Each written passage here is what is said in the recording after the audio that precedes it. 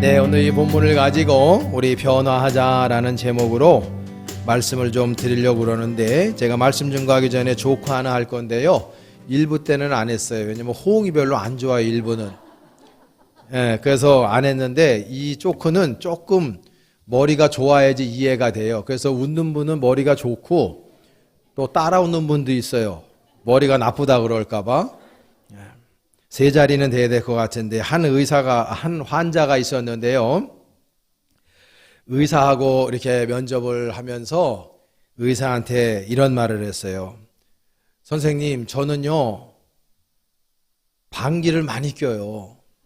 근데 방귀를 뀌어도 희한하게 냄새가 안 나고요.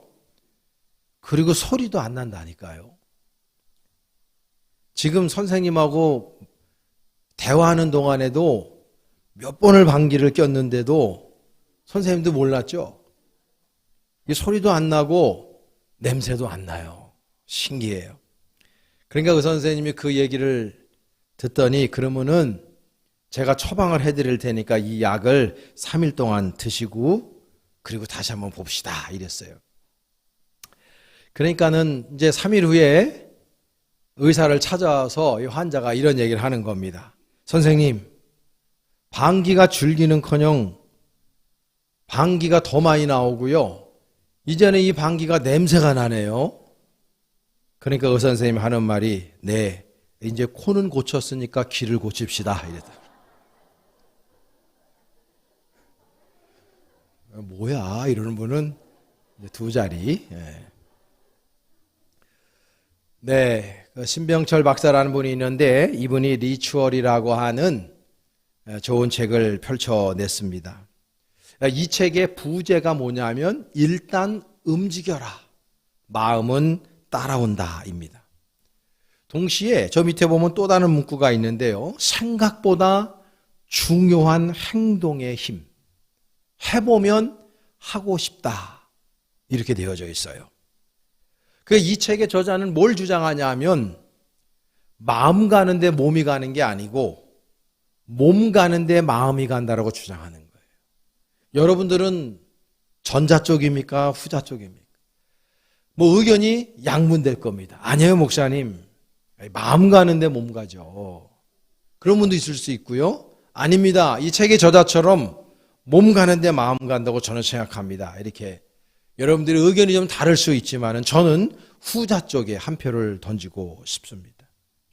이만큼 살다 보니까 몸 가는데 마음이 가요. 몸 가는데. 여러분, 이 행동이라는 것이 얼마나 중요한가. 리처드 코치라고 하는 사람이 있는데, 이 사람이 경영학을 전공한 사람이고 경영 컨설턴트를 하는 사람인데요. 이 사람이 무조건 심플이라고 하는 책을 써냈습니다. 공저한 것인데요.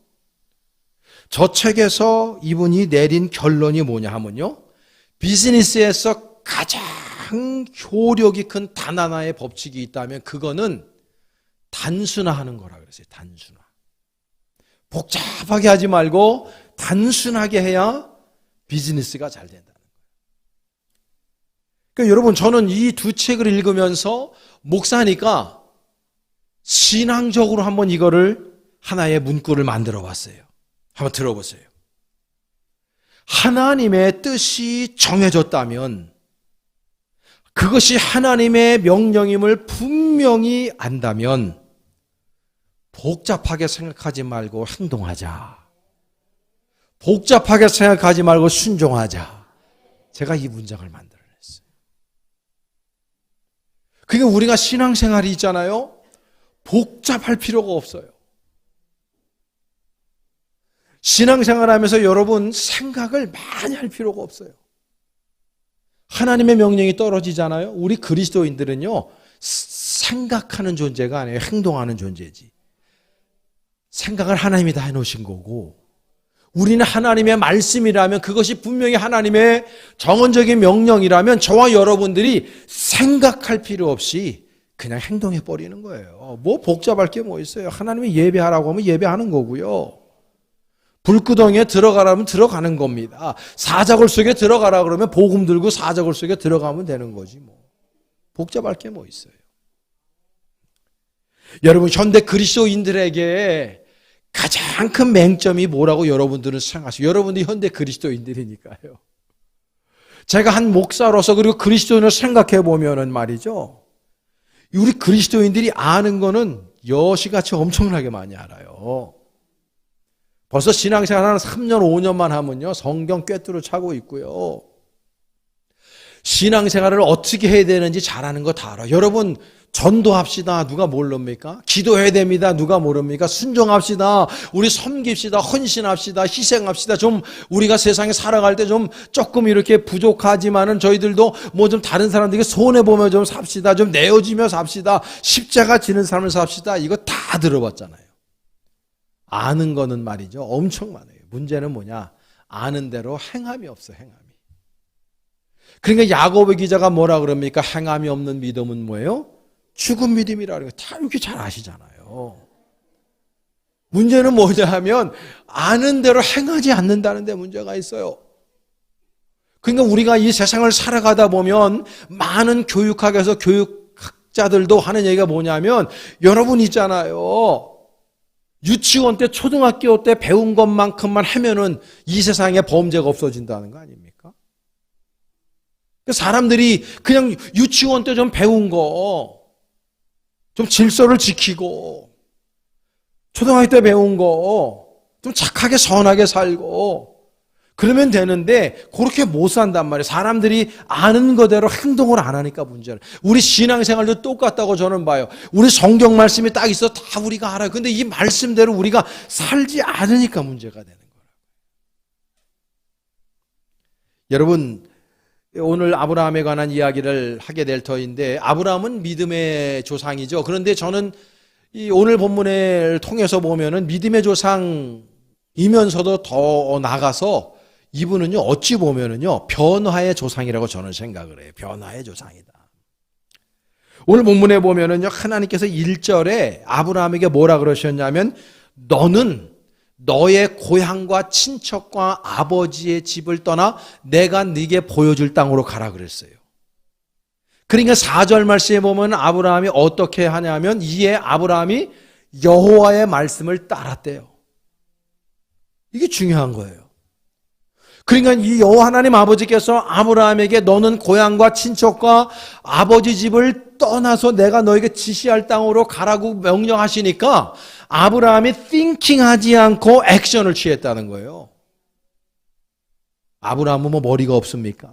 우리가 알고 있듯이 아브라함이 100세의 아들을 얻잖아요. 이후에 보면은. 그리고 난 다음에 하나님 아버지께서 15장에 보면 모리아산에서 그 아들 이삭을 바치라고 그런단 말이에요.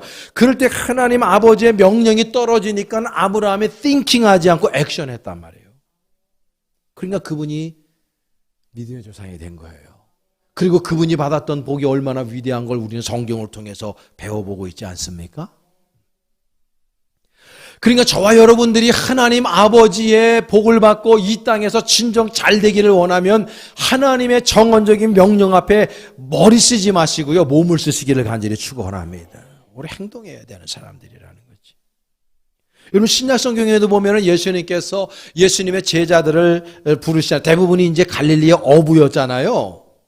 그 예수님께서 그네들에게 가서 뭐라 그랬습니까? 내가 너희들 날 따라오너라. 내가 너희들을 사람 낚는 어부 되게 하리라. 그러니까 예수님의 제자들이 뭐라 그랬습니까? 그냥 다 내려놓고 곧 그물을 버려두고 주님을 따랐다고 표현하고 있단 말이에요. 여러분 시원하죠? 하나님의 명령에 시원하게 답하잖아요. 여기에 무슨 머뭇거림이 있습니까? 여기 어디 주저함이 있습니까? 하나님의 말씀에 명령이 떨어지니까 시원하게 순종하는 거예요. 이게 믿음인 거예요. 이게 믿음인 거예요. 여러분 좀 속 시원하게 예수 믿읍시다. 좀 뭐 좀 하자 그러면 좀 속 시원하게 좀 해요. 뭐 일부 예배 때는 아멘을 그렇게 안 해갖고 좀 아멘 좀 하라고 그랬더니 나중에 아멘 하시더라고. 좀 아멘 하자 그러면 제가 여러분 사기치자 그래요 지금. 거기서 라면 하면 안 되지. 나 진짜. 좀 문맥을 좀 따져서. 어쨌든 간에 여러분, 우리가 예수 믿을 때 좀 속 시원하게 믿어야 되는 거 아니겠어요? 하나님의 정언적인 명령이 떨어지면은요, 그냥 아멘으로 화답하면 되는 거지, 거기에다가 좀 이성적으로 판단해 보고요, 합리적으로 판단해 보고요, 세상에 좀 이렇게 돌아가는 모양새를 좀 보고요, 좀 내 사정을 좀 보고요, 그게 믿음이 아닌 거예요. 그런 사람을 통해서는요, 하나님께서 역사 일으키시지 않아요. 너 날 따르라 그랬더니 어떤 남자가 하는 말이, 우리 아버지가 돌아가셨는데 장례 치르고 내가 주님 쫓겠습니다. 주님 뭐라 그랬습니까? 죽은 자들로 죽은 자를 장사 지내게 하고 너는 나를 쫓으라 그랬어요. 그 사람은 그 순간에 예수님의 제자가 되는 기회를 놓쳐버리고 만 겁니다. 예수님이 어떤 분인데 여러분, 온 우주 만물을 하는 말씀으로 창조하신 전지전능하신 그분의 제자가 될 수 있는 기회를 그 이 순간에 놓치는 거예요. 여러분, 영국 속담의 기회 찬스는요, 앞에는 머리가 있는데 뒤에는 머리가 없어요. 기회가 왔을 때 잡아야 되는 거예요. 떠났을 때는 잡을 수가 없는 게 기회인 거예요. 여러분, 우리가 신앙생활 할 때 말이죠, 하나님 아버지께서 여러분들에게 목사를 통해서 말씀할 수도 있고요, 하나님 말씀 읽을 때 말씀할 수도 있고, 기도할 적에 말씀할 수 있고, 어떤 분들은 꿈속에서도 인사이트를 받는 분들이 있어요.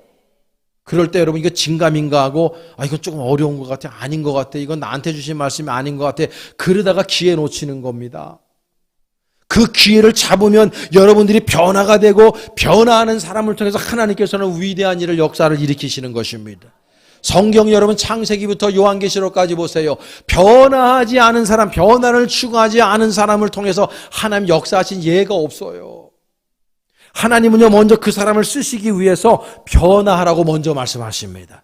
그리고 변화를 추구할 때 하나님께서는 그런 사람을 통해서 놀라운 역사와 기적을 베푸셨다는 것을 우리는 기억하셔야 될 줄로 믿습니다.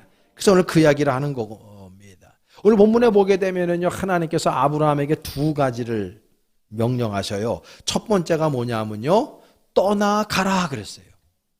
가라 하기 전에 하나님께서 먼저 떠나라 그랬어요. 뭘 떠나라? 우리가 변화를 할 때 이 떠나는 게 말이죠, 떠나는 컨텐츠가 쉬우면은 뭐 누구나 떠나죠. 거기가 아주 힘들고 귀찮고 그냥 막 싫었어. 그 떠나는 거는 좋아요. 근데요, 오늘 본문에 아브라함에게 떠나라고 하는 컨텐츠가 보통 어려운 게 아니에요. 첫째는 뭐냐면요, 오늘 본문에 고향을 떠나래요. 여러분, 고향 어디십니까? 전라도 인분 손 들어보세요. 손 들어보세요. 네, 전라도. 자, 경상도 손 들어보세요. 경상도. 몇 분 계시네. 전라도 분이 더 많으시네, 우리게. 그래서 제가 볼 땐 충청도가 제일 많을 것 같은데, 충청도 손 들어보세요. 충청도. 이분들은 손 드는 거 좀 느려. 제일 많아, 이거 봐. 충청도가 많아요. 서울, 경기. 어휴. 서울, 경기 안 물어봤으면 큰일 날 뻔했네. 제일 많으신 것 같아요. 저는 저기 고향이 인천이거든요. 인천 주한인데, 거기에 그 무슨 병원에서 우리 어머니가 저를 낳았대요. 근데 그때 당시에 저희 아버지가 논산에서 목회를 하고 계셨단 말이에요.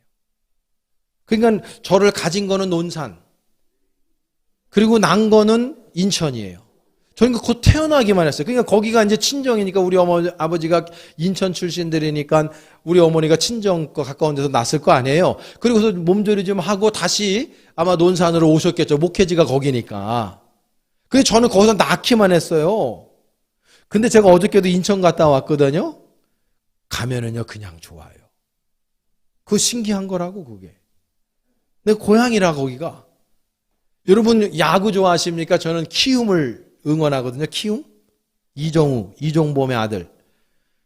근데요, 그 키움을 왜 좋아하냐면, 그 키움이 산미 슈퍼스타에서 인천 연고한 산미 슈퍼스타의 그게 적신이야, 그게. 지금은 SSG가 인천 연고지로 해가지고 SK가 있지만, 그거는 후신이에요. 그거 적신이 아니에요. 적자가 아니에요, 그거.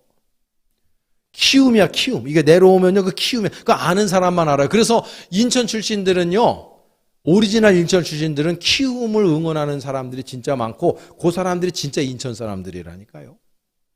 그 제가 키움을, 뭐 이정호가 있어가지고 거기 제가 응원하는 게 아니라 그게 원래 그냥 인천 이거 연고지라 제가 그거 응원하고 있다니까 지금도. 근데 하나님께서 아브라함에게 뭐라 그러냐? 그 고향을 떠나래요. 그 떠나는 거 쉬운 거 아닙니다. 거기에 있잖아요. 내 추억이 있어요. 거기에 친구들이 있고요. 여러분 거기에서 내 고향에서 5년 10년만 살아도 있잖아요. 그 사투리를 평생 씁니다. 사람들이 거의 대부분. 그리고 급할 때 사투리가 나오고. 그게 모국어거든요. 그게 모국어란 말이에요. 그게 이거를 떠나라는 거 쉬운 게 아닙니다. 또 더 어려운 거 하나님께 요구하시는 게 뭐냐면요. 친척을 떠나래요. 고대 사회는 공동체로 존재했단 말이에요. 우리나라도 옛날에 그랬어요. 저 누구 아들이야 저거. 지금도 우리 교회도 이영하 장로님 같은 경우는 왕족이잖아요. 왕족 저 양반이에요. 무슨 파라 그러신데 잊어버렸네. 여러분 보면은 우리 옛날에 보면 가문이 있어요. 그래서 가문과 가문이 결혼하는 거야. 1대1이 결혼하는 개념이 아니었어요. 그래서 어머니 아버지가 가문과 가문이 어르신들이 지정해 주면 첫날 밤 남편 아내 보고 그런 사람들도 옛날에 많이 있었단 말이죠. 그게 가문으로 존재해 친척으로. 그래서 그게 하나의 소셜 파워가 되는 거예요. 그러니까 나를 보호해주는 쉘터가 되는 거예요. 이게 울타리가 되는 거거든요. 근데 그거를 떠나래요. 여러분 이게 쉬운 게 아닙니다. 또 하나는요. 아버지 집을 떠나래요. 여러분 아버지는 곧 나예요. 아버지를 통해서 나를 보고 나는 곧 아버지가 돼요. 여러분 우리가 동네에서 옛날에 사고 치고 다닐 때 보면은 저놈의 시키 저거 누구네 집 아들이라고.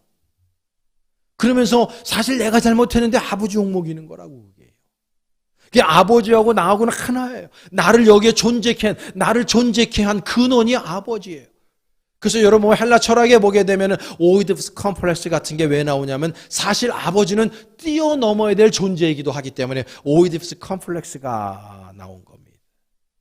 그러니까 여러분 우리는 이 아버지를 통해서 나를 봐요. 그러니까 이 아버지는 곧 나예요. 근데 그 자체를 또 떠나라고 하나님께서 주문하고 계십니다.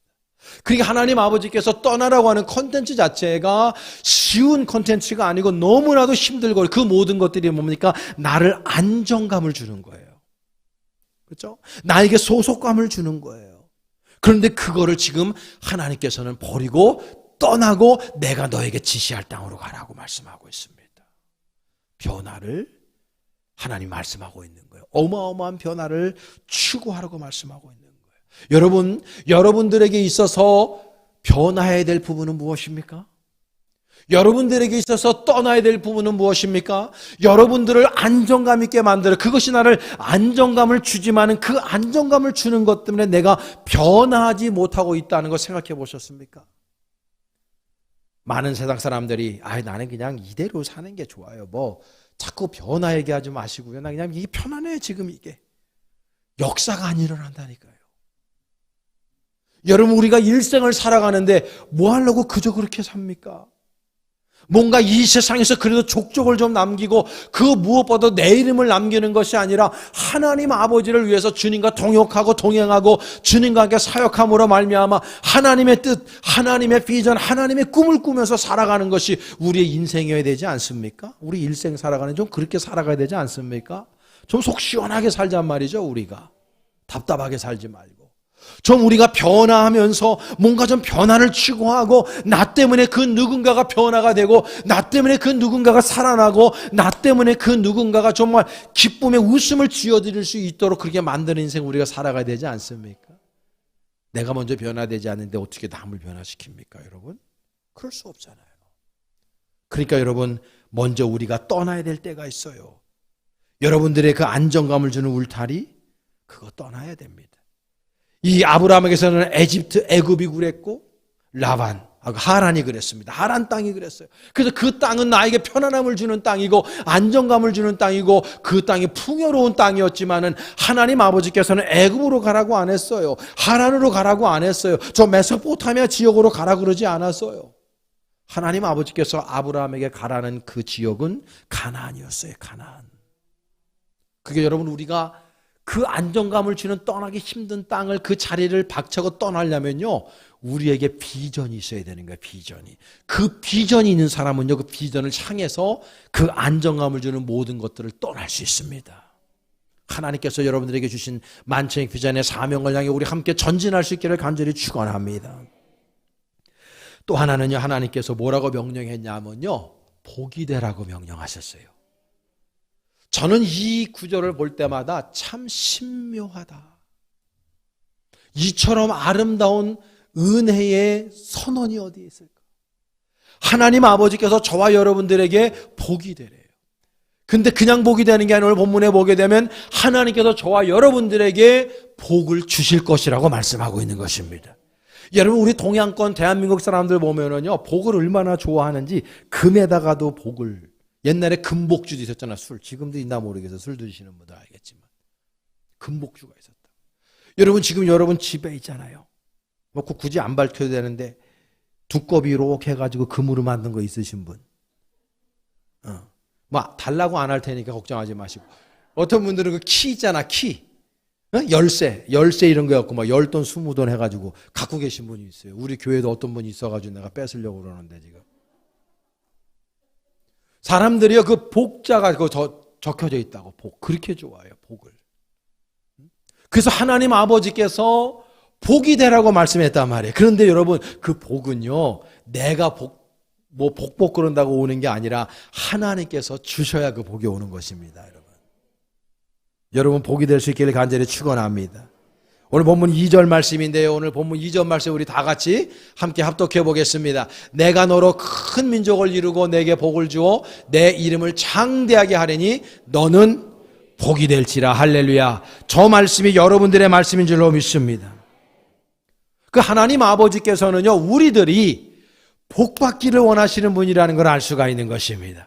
여러분들이요, 슬픔 가운데, 고난 가운데, 역경 가운데, 아픔 가운데에, 어려움 가운데 사시길 원하시는 분이 아니에요. 우리 하나님 아버지께서는 저와 여러분들이 복받아서 그 받은 복을 누리면서 이 땅에서 창대하게 살아가기를 하나님께서 원하시는 분임을 믿으시기를 축복합니다. 여러분, 마태복음 7장 7절에서 11절 말씀, 예수님께서 산상수훈의 말씀으로 복을 선언하신 말씀인데요, 여러분 이 말씀 우리 다 같이 너무 중요한 말씀이니까 마음판에 새기면서 합독해 봅니다. 시작. 구하라 그리하면 너에게 주실 것이요, 찾으라 그리하면 찾아낼 것이요, 문을 두드리라 그리하면 너에게 열릴 것이니 구하는 이마다 받을 것이요, 찾는 이는 찾아낼 것이요, 두드리는 이에게는 열릴 것이니라. 너희 중에 누가 아들이 떡을 달라 하는데 돌을 주며 생선을 달라 하는데 뱀을 줄 사람이 있겠느냐? 너희가 악한 자라도 좋은 것으로 자식에게 줄 줄 알거든 하물며 하늘에 계신 너희 아버지께서 구하는 자에게 좋은 것으로 주시지 않겠느냐. 아멘. 여러분 저 말씀 믿으십니까? 야, 주님께서 뭐라 그러냐면요, 저게 ask 절이거든요. ask, 말 그대로 처음에 ask, 구하라, 주실 것이라. seek, 찾으라, 찾을 것이라. knock, 두들겨라, 열릴 것이라. 주님이 하신 말씀이라니까요. 수많은 사람들이 하나님께서 우리에게 복 주시길 원하신 걸 자꾸 잊어버려요. 하나님 아버지께서는 우리에게 복을 주시기 원하시는 분이라는 걸 자꾸 잊어버린다고. 그 사람들이요, 내가 복 없이 사는 걸 그냥 받아들이고 살아요. 내 인생 지지로 복도 없지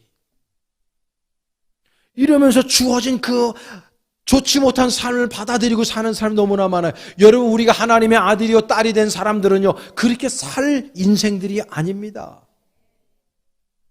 복 받고 살아야죠. 복 받고. 제가 어저께 우리 그 큰 집에 큰 형님이 칠순잔치를 했어요. 그래서 인천에 다녀왔거든요. 근데 그 형님 이름이 장일식이에요. 일식. 밑에 형님이 이식이고 제가 삼식이 될 뻔했다 그랬잖아요.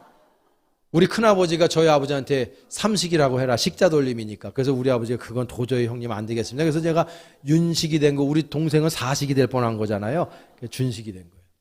근데 그 일식 형님이 칠순잔치를 했다고. 가가지고 저보고 설교 좀 부탁을 해서 그 누님 중에 전도사님이 있거든요. 그래서 그 누님이 설교해달라고 해서 제가 쫙 말씀을 증거하고 예배를 드리고 식사를 나누고 왔거든요. 근데 말이죠, 제가 그 자리에 앉아서 우리 사촌들하고 같이 식사를 나누고 이렇게 하는데 마음이 아픈 거예요, 한 구석에. 왜냐하면 말이죠, 우리 아버지는 목사예요. 그러니까는 아버지의 대를 이어서 자식 둘이 목사가 됐어요. 지금 제 자식이 아들 하나 딸 하나인데 걔네 다 신학교 다니면서 교육전도사 하잖아요. 우리 동생 집 미국에 있지만 그 아이들은 아직 어려가지고 뭐가 될지 모르지만은 여러분 우리들 아버지 대를 이어서 우리 가문을 생각해 보면은요. 보통 복받은 가정이 아니에요. 근데 우리 큰아버지는 인천 경찰서 서장 출신이에요. 그 자녀들이 있잖아요. 우리만큼 복을 못 받았어요. 세상적으로도. 거기에 앉아있는 그 모든 사촌들 가운데서 우리 식구들처럼 복 받은 사람이 없어요. 그분들 다 열심히 살아 그냥 평범한 우리 서민들이지만 그래도 따져보면 말이죠. 우리만큼 예수님을 열심히 믿고 목회자 가정이 되고 주의 종이 가정이 돼서 복의 어떠한 그 통로가 되는 사람들이 없어요. 저는 그걸 보면서 어저께 참 축복을 하면서도 마음이 안 좋았어요. 그래서 제가 어저께요 복음을 증거했어요. 내내 예수 똑바로 믿어야 된다. 예수 열심히 믿어야 된다. 사랑하는 여러분, 하나님은요 우리가 복받아 누리기를 원하시는 분임을 믿으시기를 바랍니다. 여러분 가운데에 지금 재정적으로 어려움이 있는 분 있습니까? 여러분 그거 그냥 받아들이지 마세요. 바보같이. 아유 목사님 저는 그냥 태어나면서부터 가난해요. 왜 그렇게 살아요? 하나님은 그런 거 원하시는 분이 아니에요. 하나님 아버지 앞에 여러분 정말 간구해 봤어요? 눈물로 간구해 봤냐고. 하나님이 어떤 분이신지 깨닫고 정말 간구해 보셨냐고. 여러분 욕심내세요. 우리 하나님 아버지는 말씀으로 세상을 창조하신 분임을 믿습니다. 그분이 우리 아버지가 되시는 분입니다. 왜 가난하게 살아요? 물론 하나님께서 가난하게 청빈, 성빈이라고 그래요 그거를. 저같이 이렇게 가난하게 살아야 되는 사람이 있어요. 저는 돈에 욕심이 1도 없어요. 실제적으로 그렇고. 저는 제 스스로가 하나님 아버지 하나님 나에게 물질을 많이 주세요 기도해 본 적이 없어요. 저를 위해서는. 저는 늘 기도하는 게 우리 벌떼 교인들이 부자로 살게 해달라고 기도는 날마다 합니다. 여러분 주님 안에 물질 달라고 기도하시길 축복합니다. 사업하는 분들 사업도 확장해달라고 기도하시기를 바랍니다. 아니 지금 우리 교회에도 11조 1억 10억씩 내는 사람이 있어야 될 거 아닙니까? 때로는 감사원금 한 30억씩 내야 되는 데 있어야 될 거 아닙니까? 아니, 근데 다른 데 가면은 다른 교회 목사님들 자랑하고 있다니까요. 건물을 385억짜리를 팔았는데 38억 5천만 원을 헌금했대. 11조로. 그래서 제가 기도하죠.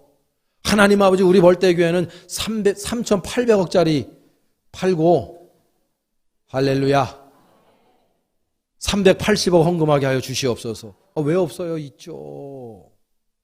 예전에 광림교회 김선도 목사님 감독 선거 나올 때 그 교인 하나가 백주수표 갖다 준 사람이 있다니까요. 목사님 마음대로 쓰시라고.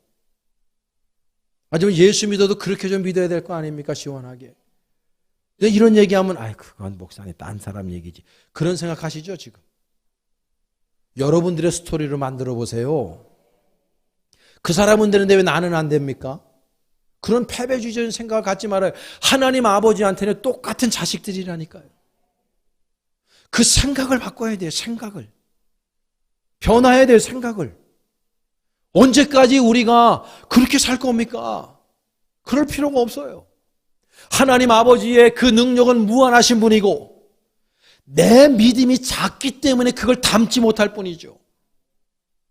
야, 내가 너한테 코끼리를 임신시키려고 그러는데 너는 여전히 개구리로 있는데 어떡하니? 그 개구리 배에다가 어떻게 코끼리를 임신시킵니까, 여러분? 죽죠. 그러니까 여러분 우리가 코끼리가 돼야 되는 거예요. 여러분 믿음을 크게 가지시길 축복합니다. 하나님 아버지 앞에 여러분 크게 기도하시기를 축복합니다. 그래서 우리 벌떼 교회 안에 지금 재정적으로 가뭄이 있는 분이 혹 계시다면은 나사렛 예수님으로 가뭄이 떠나갈 줄로 믿습니다. 여러분 잘 살아야 됩니다. 예수 믿고 복 받아야죠. 그걸 여러분들 하나님께 좀 약속하고 계시잖아요. 주시겠다고 왜 강구 안 합니까? 목사님 저는 직업이 변변치 못해요. 저는 사실 가진 게 별로고 지금 하는 일이요, 제 근근히 먹고 살아요. 그러니까 거기에서 여러분 변화되셔야 된다고요. 그런 생각을 버리세요. 하나님의 역사가 위대한 것입니다, 여러분. 제가 예전에 어디 집회 갔을 때 새벽기도 집회를 갔는데요, 거기에 목사님이 아침에 어떤 집사님이 날 대접해주고 싶다 그래가지고 아침 식사를 했는데 그 설렁탕집 그거 거기에 가서 저를 신선 설렁탕 거기에서 아침을 대접하더라고요. 그때 그 설렁탕이 6,500원, 7,000원인가 하면 그랬을 거예요. 근데 그 집사님이, 남자 집사님이 하는 말이, 목사님 제가 이것밖에 대접을 못해서 너무 죄송하다고. 자기가 우리 교회를 잘 안대요. 여기 에브리데이 이런 데도 자기가 납품하러 다닌대. 다마스 가지고. 무슨 납품하냐 그랬더니 이거 닭광 같은 거 있잖아요. 닭광 그러면 안 되나? 담아내기라고 그래야 되나? 그냥 쪼고 하는 거예요. 한번 웃어보자고. 양파 같은 거 이런 거, 노랑무 같은 거 이런 거, 그 다음에 그 간장에 절인 마늘 같은 거, 이런 거 다마스 타고 다니면서 이분이 한대요. 그런데 그 교회를, 선배님 교회인데 그 교회를 짓는데 그 다마스 팔고 자기가 전세 살아요. 애들 2 데리고. 4 식구가. 근데 그 전세금을 빼가지고 헌금했대요. 목사님이 그 얘기를 하더라고, 나한테. 근데 그 목사님이 그 돈을 받아들고, 집사님 이러면 안 되지 않냐고. 다마스 당신의 발인데 이거 어떻게 장사하려고 그러냐고. 집을, 그걸 전세금을 빼가지고 그러면 애들 데리고 처자 데리고 어떻게 살려고 그러냐고. 이 사람 대책 없는 사람 아니냐고. 그 집사님이 하는 얘기가, 목사님, 내가 예수 믿고 구원받았으면 됐지. 하나님께서 나 책임져 주시지 않겠냐고. 이분이 그러면서 목사님을 오히려 깨닫게 하시는 거예요. 그래서 그 목사님이 눈물을 흘리면서 그 재물에다 손을 얹고 기도했다는 거예요. 하나님, 집사님 복의 복을 더하여 주시옵소서. 그 시점에 저를 대접을 한 거예요. 그분이 그 신선설렁탕을 다 재산 팔고 그거 대접해 준 거예요. 저도 거기에서 정말 뜨겁게 기도해 줬어요. 그리고 난 다음에 3년 정도 지나서 제가 그 목사님네 놀러 갔더니 목사님이 하는 얘기가, 그때 장 목사 대접한 그 집사님 말이야, 지금 대박 맞아가지고 에쿠스 타고 다닌다고. 이때 그게 아멘 하는 거예요. 남의 얘기라고 그러지 말고. 하나님이 그때부터 그 사업을요, 복을 허락하시는데 전국망을 갖게 된 거예요. 그게 전국망. 지금 에쿠스 타고 다녀요. 제가 그 얘기를 들으면서 참 하나님은 참 위대하신 분이구나. 그래서 원래 예수 알 믿는 사람을 주책 부린다 그러거든. 무슨 말이냐면 주가 책임져 주시는 사람이라 그 말. 우리 벌떼교회에 주책 부리는 사람이 많았으면 좋겠어요. 좀 따지지 말고 주님의 명령이면요 그냥 팍 하는 거예요. 뭘 생각을 이렇게 많이 해. 그러니까 뭐예요? 변화가 일어나지 않고 역사가 일어나지 않는 거예요. 다니엘이 생각하고 머리 굴리고 합리적으로 생각하면 사자굴 속에 어떻게 들어갑니까? 사자굴 속에 들어갔기 때문에, 그냥 행동했기 때문에 사자의 입을 틀어막는 하나님의 역사를 체험한 거 아닙니까, 여러분? 다니엘의 세 친구도 마찬가지고, 여러분. 사랑하는 여러분, 우리가 복이 되어야 할 줄로 믿습니다. 여러분, 하나님께 복 받아서 저 흘러가는 그런 복을 누리실 수 있기를 간절히 축원합니다. 여러분 자녀들을 위해서도 기도하시기를 바랍니다. 여러분들의 자녀가 복받기를 원합니다. 저는 우리 벌떼 교회의 모든 교회들 가운데에서 정말 신앙의 명문 가문들이 날마다 흘러 넘쳐날 수 있기를 간절히 축원합니다. 이제 우리 교회에서는요, 우리 집안 빼고 여러분들 집안에서도 목사님들이 나올 수 있기를 간절히 축원합니다. 여러분 신학대학 보내서요, 애들요. 목사님 그 돈벌이가 안 되는데 어떻게 그렇게 그러면 안 되죠. 진짜 복이 뭡니까? 히브리에서 얘기하는 히브리어의 복은 바라크라고 표현하는데, 바라크는요 무릎을 꿇는 거예요. 거기에서 예배가 나왔습니다. 여러분 예배 드리는 것 자체가 복 있는 사람인 줄로 믿습니다. 무릎을 꿇는 것은 하나님과 깊이 있는 영적인 교제를 나눈다는 뜻이에요. 하나님을 깊이 있게 이해한다는 뜻입니다. 그러니까 진정 복받은 사람은 하나님을 깊이 있게 이해하고 그분과 인격적인 교제와 사랑을 나누는 사람일 것입니다. 그런 사람들에게 하나님께서는 복을 허락하실 줄로 믿습니다. 자녀의 복을 아브라함이 받았습니다. 땅의 복을 받았습니다. 장수의 복을 받았습니다. 이 모든 복이 아브라함에게만 주는 복이 아닙니다, 여러분. 아브라함의 그 복을 주신 하나님께서 저와 여러분들에게도 그 복을 허락하실 줄로 믿습니다. 그 복을 제발 받아 누리시기를 축복합니다. 일생을 살아가는 이때 인생 짧아요. 벌써 9월달이고 추석 앞두고 있지 않습니까? 눈 감았다 떴는데 지금 9월달입니다. 인생 잠시입니다, 여러분. 우리 안순옥 전도사님, 우리 이승용 권사님 지금 장례 치르고 있지만 이승용 권사님 어머니요 정말 밤새 안녕이었어요. 제가 조문 가니까 권사님 하시는 얘기가 오늘 엄마하고 통화를 했다는 거예요. 엄마 내일 갈게. 실제적으로 가려고 엄마 내일 갈게 저녁 때 그리고 끊었다는 거예요. 근데 새벽에 돌아가신 거예요. 밤새 안녕인 거예요. 황당하다고. 너무나 황당하게 돌아가셨다고. 그 아버님이 충격받아서 옆에 누워있는 마나님이 돌아가셨으니까 얼마나 충격을 받았겠어요. 그게 인생이에요, 여러분. 눈 감았다 뜨면 성경에서 뭐라 그럽니까? 잠시 있다가 사라지는 게 인생이고 들에 핀 꽃과 같이 사라지는 게 인생이고 안개와 같이 사라지는 게 인생이고 화살같이 빠른 것이 인생이라고 우리에게 말씀하고 있지 않습니까? 여러분 이렇게 빠르게 지나가는 인생 여러분 우리 복 받고 살아야 되지 않습니까? 여러분 하나님께서 우리에게 선언하시잖아요. 너희들이 복이 되라고. 여러분 복이 되실 수 있기를 축복합니다. 그러기 위해서 오늘 말씀드린 건 전제 조건이 있어요. 변화돼야 돼요. 변화. 하나님이 지시하는 땅으로 일어나셔야 됩니다. 여러분들에게 안정감을 주고 여러분들을 편안하게 하는 그것들을 여러분들은 버리시고 그 자리를 박차고 일어나서 진정 가나안 땅, 정말 하나님에게 주신 비전의 땅으로 그 비전을 향해서 나아갈 때 하나님께서 필요하면 여러분들에게 재물도 주시고 여러분들의 건강도 주시고 여러분들의 자녀가 잘 되는 복을 분명히 주실 줄로 믿습니다. 이 복을 여러분 받아 누리실 수 있길 바랍니다. 이제 우리 벌떼 교회 안에 아브라함과 같은 놀라운 복을 받아 누리는 성도들로 넘쳐날 수 있기를 간절히 축원합니다. 우리 변화합시다. 변화되시기를 축원합니다. 기도하겠습니다.